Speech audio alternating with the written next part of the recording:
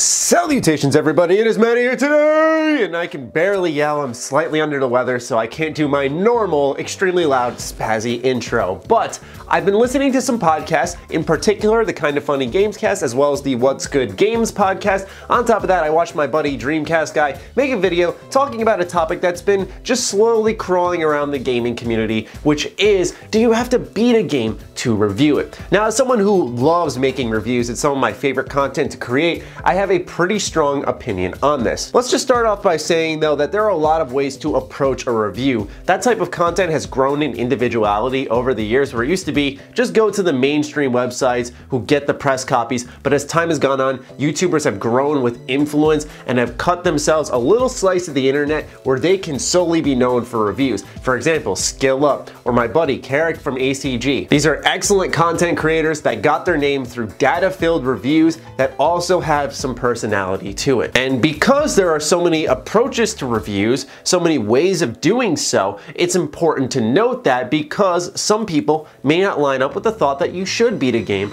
before you actually post a review. My stance on this is there is one thing that should be demanded of all reviewers. It's really not even reviews, it's creating in general. Transparency. That's all that's required to solve this entire debacle. If it's even a debacle, it's really just a small discussion. Look, if these are only your impressions, put that in the title. If you've only played 10 hours, make that very apparent. Don't tell people in a knee-jerk reaction to just go out and buy it. It's important as a reviewer to put yourselves in the shoes of the consumer. You don't know who's rich, who doesn't have a lot of money, who's just kind of chilling there with some extra cash to spend. You don't know everyone's financial situation. That can't be helped. But what you can help is letting people know everything you possibly can about the game and being honest and upfront about how much time you've really put into it. Now, the way this conversation did ramp up was through Octopath Traveler, which is actually a game I plan on making a pretty unique video on some point in the future. I had shared it with a couple of patrons. Pretty much it's a super in-depth analysis-like video, but on an actual game itself that's recently come out. It's something I've been wanting to try for a while, and I'm very passionate about this game, so it's one that I'm gonna take the dive for. And no spoilers here, but pretty much people are finding out that there's this ultimate final boss after you complete all the stories of Octopath Traveler, which not a lot of reviewers knew about, thus bringing about the conversation of,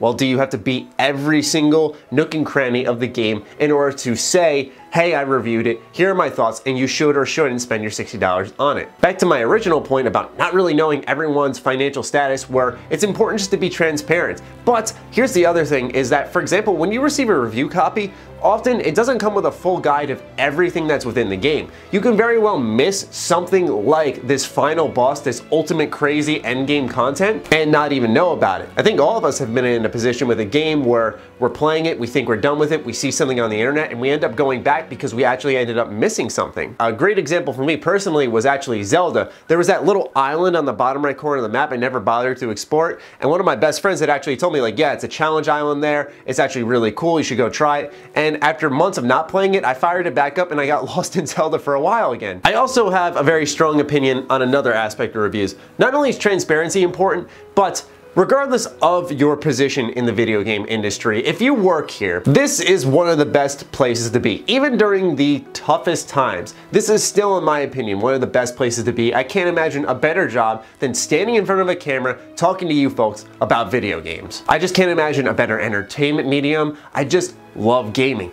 And for me, if your number one prerequisite to make a video saying you should buy or pass on this is just beating a video game, that's not asking too much of you. Do keep in mind, games have gotten bigger. They are larger commitments, and I found myself as where I was in high school, I'd look for every game that was like 80 hours long, play it all to full completion because I didn't have much of a life. As you adult more, you get more responsibilities, you start to appreciate the slimmed down 6 to 10 hour experiences, and then peppering in some Octopath Travelers, which can be multi-hundred hour experiences. Ultimately, the nucleus of this entire conversation here, once again, comes back to transparency. Let's say the game averages about 80 to 100 hours. That's usually in the press packages that come with review copies. and you say, yeah, I only put about like 50 some odd hours in this game, there is clearly some content missing there. You clearly missed a good chunk of the game, even if you ended up finishing the main story, the credits rolled. We have tons of those open world games that, yes, you can beat the main story in like 10 hours, but there's 30 hours of side content sitting there for you to play. So once again, you just say in that situation, yeah, I played the main story, I dabbled in some side content. So when the consumer is checking out their video, they go, okay, so this guy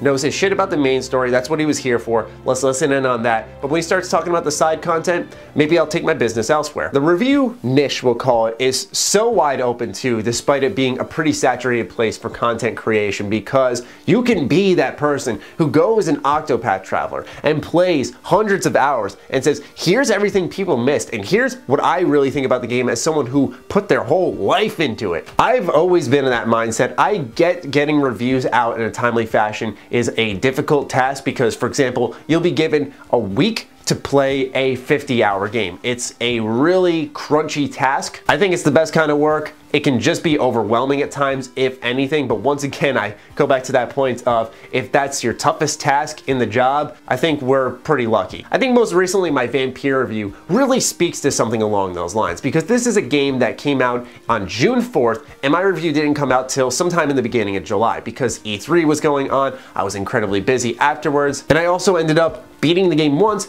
and then a second time through. I really put a lot of time in this game to see both sides of the story, to see how things played out, and to give people a well-informed opinion after the fact, even though a lot of reviews had already been published and most people had made their final decision on this game. Because as I said, it really boils down to the niche, you know? While it is a smaller audience, there are going to be people later on down the road who may want to pick up Vampire, and maybe they'll see my review and go, oh sweet, someone who actually played both sides of the game. Not that there aren't reviews out there for it, but it's just that I'm happy to be a part of that crowd, even if it takes a little bit more time, and even if the view count goes down for it. In answer to the question for this video, yes, I do think that games should be beat if you plan on reviewing them. You need to at least see the main focus of the experience through. But more importantly to me is the transparency from the creator. If you didn't beat it, just say that. I don't think it's really going to pollute your content, and your viewers will appreciate it. There's nothing wrong with it. There's no shame in it. I remember when Kingdom Come Deliverance came out, I was one of the more popular content creators for that game. According to Warhorse, I was in their top 3, but I got the review copy a day before the game came out, and I put out a 10-hour plus impression video when people were fully expecting a full-on review like other press sites were doing. It just happens, man, but like I said, you just gotta be honest with the content you're putting out there. This is YouTube. It's about you. You gotta be yourself, man. So,